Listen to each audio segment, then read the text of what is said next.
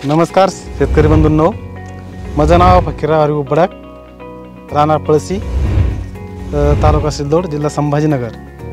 मी या ठिकाणी संजय तेजराव बडाक यांच्या मळ्यामध्ये आलेलो आहे। तरी हे नवनीत हे वाण मी इथे आता या स्टॉपवर आहे।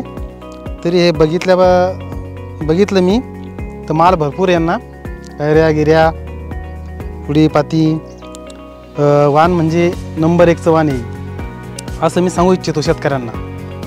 आणि ही लागवड जास्तीत जास्त शेतकऱ्यांनी करावी।